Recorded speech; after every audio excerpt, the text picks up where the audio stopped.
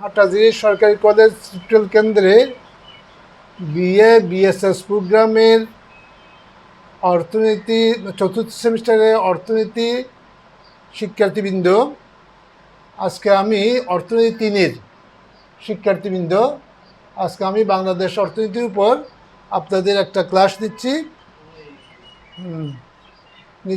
তো আজকে আলোচ্য বিষয় হবে বৈদেশিক সাহায্য বনাম বৈদেশিক বাণিজ্য। এই প্রশ্নটা আপনাদের বারবার পরীক্ষায় পড়েছে, সেই জন্য আমি এই প্রশ্নটা এখান থেকে নিয়েছি, আপনাদের জন্য খুব ইম্পর্ট্যান্ট। আপনি কি মনে করেন বাংলাদেশের মতো দেশে সাহায্য নয় বাণিজ্য, এই দর্শনই উন্নয়ন কৌশল হওয়া উচিত? তাইলে এইটার উপর আমি কি করছি আলোচনা যাচ্ছি। বাংলাদেশের মতো উন্নয়নশীল দেশে দ্রুত অর্থনৈতিক উন্নয়নের জন্য প্রয়োজনীয় আভ্যন্তরীণ সম্পদ ও বৈদেশিক মুদ্রা কি থাকে না, কারণ এরকম দেশগুলোতে কি থাকে না, বৈদেশিক মুদ্রা পর্যাপ্ত পরিমাণ উন্নয়নের জন্য পর্যাপ্ত পরিমাণ বৈদেশিক মুদ্রা থাকে না, যা এই ধরনের অর্থাৎ অর্থনৈতিকের জন্য যা খুবই প্রয়োজন। বৈদেশিক মুদ্রা অর্জন সংগ্রহ করতে হলে উন্নয়নের যে বৈদেশিক মুদ্রা দরকার, বৈদেশিক মুদ্রা সংগ্রহে দুইটা কি আছে, পন্থা আছে, দুইটা উৎস আছে। একটা হচ্ছে বৈদেশিক সাহায্য গ্রহণ, আর অপরটি হলো কি বৈদেশিক বাণিজ্য। এখন প্রশ্ন হলো বাংলাদেশের মতো দেশে দুইটির মধ্যে কোনটার উপর বেশি গুরুত্ব দেওয়া উচিত, কোনটার উপর বেশি গুরুত্ব দেওয়া উচিত? হ্যাঁ, অর্থবিজ্ঞানী ও সমাজবিজ্ঞানীরা এই বিষয়ে একমত হয়েছেন যে একটি দেশের অর্থনৈতিক উন্নয়নে বৈদেশিক সাহায্য সহায়ক ভূমিকা পালন করলেও এর উপর দীর্ঘমেয়াদী নির্ভর করা চলে না। এটা হচ্ছে বিশ্ব বিশেষজ্ঞদের এবং অর্থনীতিবিদদের অভিমত। তাদের অভিমত কি, একটি দেশের অর্থনৈতিক উন্নয়নে বৈদেশিক সাহায্য সহায়ক ভূমিকা পালন করলেও, অর্থাৎ বৈদেশিক সাহায্যের দরকার হলেও এর উপর দীর্ঘদিন নির্ভরশীল হওয়া উচিত নয়, কারণ বরং বৈদেশিক বাণিজ্যের মাধ্যমে বৈদেশিক মুদ্রা অর্জন এবং এর উপর নির্ভর করাই শ্রেয়। বৈদেশিক বাণিজ্যের উপর নির্ভর না করে, বৈদেশিক সাহায্যের উপর নির্ভরশীল না করে বৈদেশিক বাণিজ্যের উপর নির্ভর করাই শ্রেয় বা উত্তম বলে বিশেষজ্ঞদের অভিমত। কারণ বৈদেশিক সাহায্যের কুফলের চেয়ে বৈদেশিক বাণিজ্যের সুফল অনেক বেশি। বৈদেশিক সাহায্যের কি আছে, অনেক কুফল আছে, সুফলও আছে কুফলও আছে, কিন্তু সুফলের চাইতে কুফল বেশি। আবার বৈদেশিক বাণিজ্যের সুফল বেশি, কুফল তেমন নাই। সেই জন্য বৈদেশিক সাহায্যের চেয়ে বৈদেশিক বাণিজ্যে কী হবে, বেছে নেওয়াটা শ্রেয় হবে। এখন আমরা নিচে কী হলো বৈদেশিক বাণিজ্যের সুফল এবং বৈদেশিক সাহায্যের নির্ভরতার কুফলগুলো তুলনামূলকভাবে বিবরণ দিচ্ছি।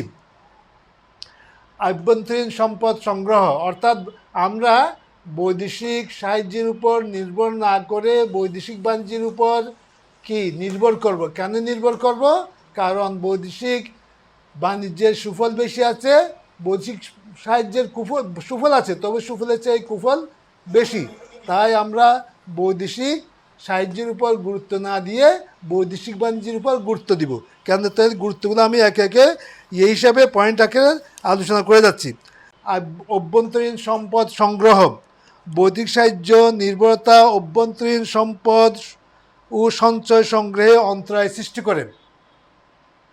প্রিয় শিক্ষার্থীরা, বৈদেশিক সাহায্য কী করে, দেশে অভ্যন্তরীণ সম্পদ সংগ্রহের ক্ষেত্রে অন্তরায় সৃষ্টি করে। কেন অন্তরায় সৃষ্টি করে?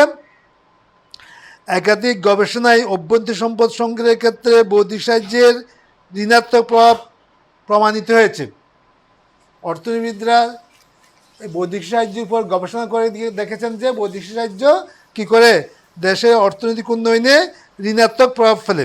আসলে সাহায্য সহজে পাওয়া গেলে নিজস্ব সম্পদ ও সঞ্চয়ীয় সম্পদ সংগ্রহের আগ্রহ তেমন থাকে না।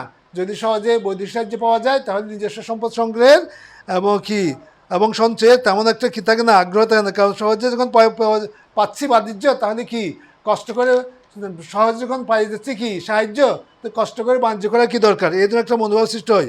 কিন্তু বৈদেশিক বাণিজ্য নির্ভরতা দেশের অভ্যন্তরীণ সম্পদ সংগ্রহে ইতিবাচক প্রভাব ফেলে।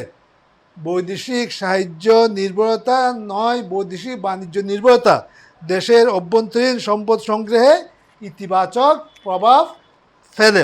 এই হলো তাহলে কি বৈদেশিক সাহায্য আভ্যন্তরীণ সম্পদ সংগ্রহে ঋণাত্মক প্রভাব ফেলে, আর বৈদেশিক বাণিজ্য অভ্যন্তরীণ সম্পদ সংগ্রহের ক্ষেত্রে ইতিবাচক প্রভাব ফেলে। তাই আমরা সাহায্যের চাইতে বাণিজ্যকে বেশি গুরুত্ব দিব। তারপর হচ্ছে কি 2 নম্বর আমদানি ব্যয়। বৈদেশিক সাহায্য নির্ভর হলে দাতা দেশ থেকে চুক্তিমাফিক অধিক দাম দিয়ে পণ্য সামগ্রী কী করতে হয়, যন্ত্রপাতি আমদানি করতে হয়। এই যে আমদানি ব্যয়, যদি কি বৈদেশিক সাহায্য গ্রহণ করা হয় তাহলে বৈদেশিক সাহায্যের দাতা দেশগুলোর সরকারকে তাদের থেকে কী করতে হবে, প্রয়োজনীয় দ্রব্যগুলো তাদের থেকে কিনতে হবে, এবং তারা দ্রব্যের কি বিক্রি করার সময় চড়া দাম নিয়ে থাকে। কিন্তু যদি বাণিজ্য হয় তাহলে আমরা বাণিজ্যের মাধ্যমে ওই প্রকল্পের জন্য প্রয়োজনীয় দ্রব্য সামগ্রী যন্ত্রপাতি বিদেশ থেকে কি করে কোন দেশে সস্তা পাওয়া যায় মার্কেট বাছাই করে, যে মার্কেটে সস্তা পাবো, যেই দেশের মার্কেটে সস্তা পাবো সেই দেশ থেকে আমরা কি করতে পারি, আমদানি করতে পারি, কম মূল্যে আমদানি করতে পারি। কিন্তু যদি সাহায্য নিই দ্রব্য সামগ্রীগুলো চড়া দামে কী করতে হয়, ক্রয় করতে হয়। তা যদি বাণিজ্যের মাধ্যমে করি তাহলে আমরা যেই দেশে সস্তা পাবো সেই দেশ থেকে আমদানি করে আনতে পারি, তাহলে আমদানি ব্যয় কম হয়। তার প্রতিকূল শর্ত, বৈদেশিক বাণিজ্যের সাহায্যের সাথে দাতা দেশ ও দাতা সংস্থা অনেক প্রতিকূল শর্ত কি জুড়ে দেয়, যা গ্রহণ করা ছাড়া কোনো উপায় থাকে না। এই যে প্রতিকূল শর্ত, বৈদেশিক যে সমস্ত দেশ সাহায্য দেয় এবং যে সমস্ত কি সংস্থা সাহায্য দেয়, তারা সাহায্য দেওয়ার সময় অনেক কি শর্ত জুড়ে দিয়ে থাকে, যেগুলো খুবই দেশের উন্নয়নের জন্য, দেশের কি অবস্থার সাথে প্রতিকূল। তাহলে ওই যেহেতু তাদের থেকে সাহায্য নিচ্ছি, তাতে ওই শর্তগুলো না মানলে তারা সাহায্য দেবে না, তাই তো আমাদেরকে কী করতে হয়, তাদের শর্তগুলো মেনে নিয়েই সাহায্য গ্রহণ করতে হয়। তাই সেই জন্য কি অনেক সময় এসব শর্ত জাতীয় স্বার্থ সার্বভৌমত্বের বিরোধী হয়ে থাকে। যে শর্তগুলো দেওয়া অনেক সময় সেগুলো কি জাতীয় স্বার্থের বিরুদ্ধে হয়, দেশের সার্বভৌমত্বের বিরুদ্ধে হয়। কিন্তু বাণিজ্য নির্ভর হলে কোনো পক্ষ থেকে এই ধরনের প্রতিকূল শর্ত আরোপ করতে পারে না। তারপর হচ্ছে লাক্সই প্রকল্প গ্রহণ। বৈদেশিক সাহায্য নির্ভর হলে দাতা দেশ ও দাতা সংস্থার পছন্দ মতো অবাস্তব প্রকল্প গ্রহণ করতে হয়। যদি আমরা বৈদেশিক সাহায্য নির্ভর হয়ে থাকে, যে সমস্ত দেশ আমাদেরকে সাহায্য দিচ্ছে, যে সমস্ত সংস্থা আমাদেরকে সাহায্য দিচ্ছে, আমাদেরকে তাদের পছন্দ মতো কি প্রকল্প গ্রহণ করতে হয়। ওই প্রকল্প আমার দেশের জন্য উপযোগী কিনা সেটা দেখার কোনো সুযোগ দেয় না। কিন্তু যদি বৈদেশিক বাণিজ্যের মাধ্যমে আমরা কি বৈদেশিক মুদ্রা সংগ্রহ করে যদি কী করি প্রকল্প গ্রহণ করি, তাহলে আমরা আমাদের দেশের জন্য উপযুক্ত টেকসই এবং লাকসই ওই ধরনের উপযুক্ত প্রকল্প আমরা কী করতে পারি, গ্রহণ করতে পারি। সেই ক্ষেত্রে আমাদের কোনো বাধা নেই। কিন্তু বিদেশি সাহায্য নিলে তাদের কত পছন্দ মতো কি আমাদের দেশের উপকার আসুক বা না আসুক সেটা আমাদের দেখার সুযোগ থাকে না, তাদের পছন্দ মতো কি প্রকল্প আমাদেরকে গ্রহণ করতে হয়। তারপর হচ্ছে 5 বৈদেশিক মুদ্রার অনিশ্চয়তা। যদি হয় আমরা যদি কি করি বৈদেশিক সাহায্যে নির্ভর হয়, তাহলে বৈদেশিক সাহায্যের কী আছে, নিশ্চয়তা থাকে না। কারণ যদি কোনো কারণে দেশের সরকারের কি হয় পরিবর্তন হয়, তাহলে ওই দেশের সরকারের সাথে যদি তাদের কি বোঝাপড়া না হয় তাহলে সাহায্য বন্ধ করে দেয়, অথবা অনেক কারণে তার কি সাহায্য বন্ধ করে দেয়, যাতে বৈদেশিক সাহায্যের যে বৈদেশিক মুদ্রার যে নিশ্চয়তা সেটা কি পাওয়া যায় না। যদি কোনো কারণে তারা সাহায্য বন্ধ করে দেয় তাহলে ওই অর্ধসমাপ্ত প্রকল্পই বন্ধ করে দেয়, যে কারণে পুরাটাই কি দেশের জন্য লস হয়। কিন্তু যদি সাহায্য না হয়ে যদি বাণিজ্যের উপর নির্ভর করি তাহলে আমরা বৈদেশিক মুদ্রা পাওয়ার থাকে এবং প্রকল্প বন্ধ হওয়ার কোনো কি সম্ভাবনা থাকে না। সাহায্য বন্ধের বিপদ, অনেক সময় কি সাহায্যদাতা দেশগুলো তাদের কি করে দেয়, সাহায্য বন্ধ করে দেয়। সাহায্য যদি বন্ধ করে দেয় তাহলে কি আমাদেরকেও মাঝপথে আমাদের প্রকল্প পরিত্যাগ করতে হয়, পরিত্যক্ত ঘোষণা করতে হয়। সেক্ষেত্রে আমাদের যতটুকু পরিকল্পনা বাস্তবায়ন করে ততটুকু অর্থ পুরাটাই কী হলো, আমাদের লস হলো। সেই জন্য অনেক সময় কি করতে হয়, ওই যে বিদেশি সংস্থা এবং দাতা দেশগুলো সাহায্য দেশগুলো তাদের সাহায্য বন্ধ কি করে দেয়, ফলে আমাদেরকে বিপদে পড়তে, অর্থাৎ উন্নয়নশীল দেশগুলোকে দেশগুলোকে বিপদে পড়তে হয়। অদক্ষ পরামর্শক ও অদক্ষ প্রকৌশলী কি প্রেরণ, এই যে সাহায্যদাতা দেশগুলো বা সংস্থাগুলো এই প্রকল্প বাস্তবায়নের জন্য তাদের যাতে শর্ত থাকে, পরামর্শক এবং প্রকৌশলীগুলো তাদের থেকে গ্রহণ করতে হবে। তখন তারা তাদের ইচ্ছা অনুযায়ী অদক্ষ এবং অদক্ষ পরামর্শক এবং অদক্ষ প্রকৌশলী যদি প্রেরণ করে, তাহলে কাজটা আমাদের প্রকল্প বাস্তবায়ন যে গুবরে হয়ে যাবে, যার ফলে প্রকল্পটা যে উদ্দেশ্য গ্রহণ করা হলে সে উদ্দেশ্য কি হয় না, সাধন হয় না, বরং দেশের অর্থনৈতিক উন্নয়ন না করে আরও ওইটার পিছনে কি ভর্তুকি দিয়ে ওই দেশটাকে চালাতে হয়, ফলে দেশের অর্থনৈতিক উন্নয়ন ব্যাহত হয় এবং দেশ মারাত্মকভাবে ক্ষতিগ্রস্ত হয়। তারপর হচ্ছে কি বাড়ি শিল্প স্থাপনে প্রতিবন্ধকতা। বিদেশি সাহায্যদাতা দেশগুলোর সংস্থাগুলো কোনো দিন চায় না যে উন্নয়নশীল দেশগুলো, দরিদ্র দেশগুলো উন্নত হোক, কারণ তারা জানে যে দরিদ্র দেশগুলো যদি উন্নয়নশীল দেশগুলো উন্নত হয় তাদের উপর নির্ভরশীল হবে না, তাদের ধার ধারবে না। সেই জন্য তারা ওই দেশগুলোকে, সাহায্য গ্রহণ দেওয়া দেশগুলোকে কখনো আত্মনির্ভরশীল হোক সেটা কি চায় না। সেই জন্য তারা ওই সমস্ত দেশে বাড়ি শিল্প স্থাপনের জন্য কোনো প্রকল্প অনুমোদন করে না। তাহলে তারা ওই বৈদেশিক সাহায্যটা বাড়ি শিল্প স্থাপনের প্রতিবন্ধক সৃষ্টি করে। যদি বাড়ি শিল্প স্থাপন করা না যায়, কোনো একটা দেশের পক্ষে অর্থনৈতিক উন্নয়ন সম্ভব হয় না। সেই জন্য বৈদেশিক সাহায্যের মাধ্যমে কোনো দিন বাড়ি শিল্প স্থাপন করা যায়, অর্থাৎ বাড়ি শিল্প স্থাপনের ক্ষেত্রে বড় প্রতিবন্ধক সৃষ্টি করে এরা। সেই জন্য বৈদেশিক সাহায্য কি হয় না, বাড়ি শিল্প স্থানে সহায়ক হয় না, বরং বৈদেশিক বাণিজ্য যদি আমরা করে থাকি, বৈদেশিক যে অর্থ পাবো সেটা আমাদের প্রয়োজনীয় যে ধরনের প্রকল্প গ্রহণ করা দরকার আমরা সেই ধরনের প্রকল্প গ্রহণ করতে পারবো। ফলে বাড়ি শিল্প স্থাপন করে দেশটাকে অর্থনৈতিক উন্নয়নে আমরা এগিয়ে নিয়ে যেতে পারবো। ঋণের বোঝা। যদি ঋণের বোঝা বৈদেশিক সাহায্য গ্রহণ করে আমরা কি দিন দিন ঋণের বারে জর্জরিত হয়ে যায়। যদি ওই প্রকল্প বাস্তবায়ন করে আমরা উন্নয়ন ঘটাতে না পারি, তাহলে আমাদের কি হলো, শুধু ঋণের বোঝাই বাড়লো, কিন্তু তার থেকে আমাদের দেশে কোনো উপকার আসলো না। কিন্তু যদি আমরা কি করি, বৈদেশিক বাণিজ্যের উপর যদি বৈদেশিক বাণিজ্যের মাধ্যমে যদি করি, তাহলে আমাদের কোনো দেশ থেকে ঋণ নিতে হয় না, ঋণের সুদও দিতে হয় না, ফলে আমাদের ঋণের বোঝাও আমাদের ঘাড়ে চাপে না। মুদ্রাস্ফীতি। বৈদেশিক সাহায্যের মাধ্যমে যে অর্থগুলো আছে সেখান থেকে যেহেতু উৎপাদন আসতে দেরি হবে, উৎপাদন আসেও না, ফলে এখানে অধিক অর্থ দেশে ঢুকে যায় কিন্তু উৎপাদন হয় না। টাকা আসলো, উৎপাদন যদি না হয় তাহলে টাকার পরিমাণ বেড়ে গেল, উৎপাদন নাই বলে কি মুদ্রাস্ফীতি দেখা দেয়। অধিকাংশ দেশে কি বৈদেশিক সাহায্য কি করে মুদ্রাস্ফীতি ঘটায়, যেটা দেশের অর্থনীতিকে আরও কি করে থাকে, আরও অর্থ প্রতিবন্ধ দেশের জনগণের দুঃখ দুর্দশার কারণ হয়ে থাকে। তারপরে মানব সম্পদ উন্নয়ন।